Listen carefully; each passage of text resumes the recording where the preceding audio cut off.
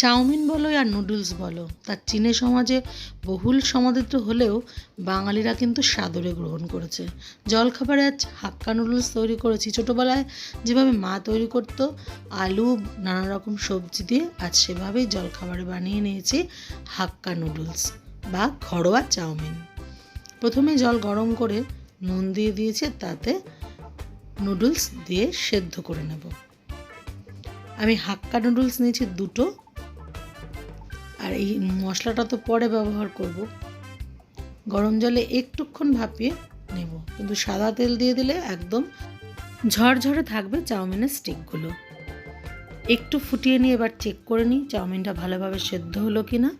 তারপর জল ঝরিয়ে নুন আর সামান্য একটু চিনি মাখিয়ে রাখবো। চাউমিনটা একদম পারফেক্ট বয়েল হয়েছে, জল ঝরিয়ে নিচ্ছি। আর এদিকে সমস্ত সবজি ঠিক যেভাবে মা ছোটোবেলায় আলু, গাজর, পেঁয়াজ কুচি দিয়ে তৈরি করতো ওইভাবে লম্বা লম্বা করে কেটে নিয়েছি। স্বাদ বাড়ানোর জন্য আমি সবুজ ক্যাপসিকাম ব্যবহার করছি, আপনারা চাইলে রেড অথবা ইয়েলো বেল পেপার ব্যবহার করতে পারেন। গ্যাস অন করে এবার প্যান বসিয়ে সাদা তেল দিয়েছি, আর এদিকে দুটো ডিম ফাটিয়ে তাতে নুন আর গোলমরিচ মিশিয়ে নিলাম। ভালো করে ফেটিয়ে নিয়ে এখন একটু তেলের মধ্যে দিয়ে দেবো, আর এভাবে ডিমের ভুজিয়া বানিয়ে সরিয়ে রাখবো। চাইলে এতে চিকেনের কিমা ব্যবহার করতে পারেন। আজ ঘরে চিকেন ছিল না, আমি ডিম দিয়ে তৈরি করছি। আবারও গ্যাসে প্যান বসিয়ে তেল গরম করে নিলাম, আর এতে আলুর টুকরোগুলো দিয়ে ভাজা ভাজা করব। আলুটা একটু নরম হয়ে আসলে এতে পেঁয়াজ কুচি, সেই সঙ্গে গাজর কুচি, ক্যাপসিকাম কুচি অ্যাড করব। আর নুডলসে তো কাঁচা লঙ্কা লাগে, অবশ্যই কাঁচা লঙ্কা স্লিট করে দেব। একটুক্ষণ নেড়ে নিয়ে আর এদিকে জল ঝরিয়ে রাখা নুডলসে পরিমাণ মতো নুন আর সামান্য একটু চিনি ব্যবহার করে মিশিয়ে রাখছি সরিয়ে। দেখেছেন তো কেমন ঝরঝরে হয়েছে।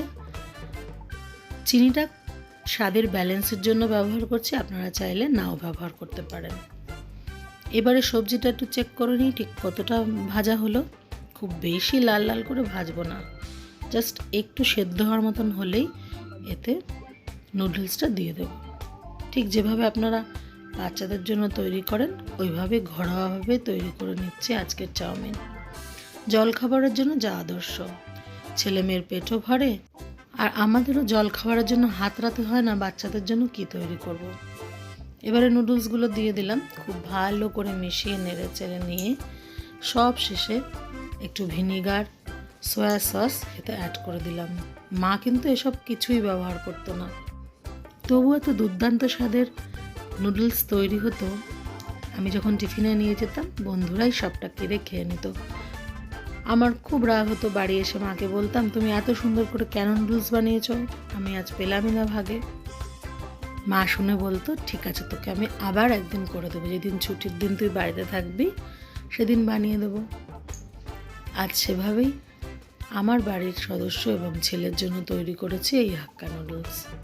এখন ভালোভাবে যে মিশিয়ে নিচ্ছি, তারপরে টমেটো সস, পেঁয়াজ কুচি, শসা কুচি দিয়ে সার্ভ করব। এই যে সয়া সসটা দিয়ে দিলাম, এর আগে নাড়তে চাড়তে কথা বলতে বলতে ভিনেগারটা দিয়ে দিয়েছিলাম। একদম পারফেক্ট নুডলস তৈরি হয়েছে। সব শেষে একটু গোলমরিচের গুঁড়ো ছড়িয়ে দিলাম। এবার চলো তাড়াতাড়ি করে প্লেটিং করে নিই। ও হ্যাঁ, ডিমের ঝুড়িটা তো দিতে ভুলে গেছি। চটপট এবার ভালোভাবে মিশিয়ে নিলাম ডিমের ঝুড়িটা দিয়েও, আর এখন সার্ভ করব।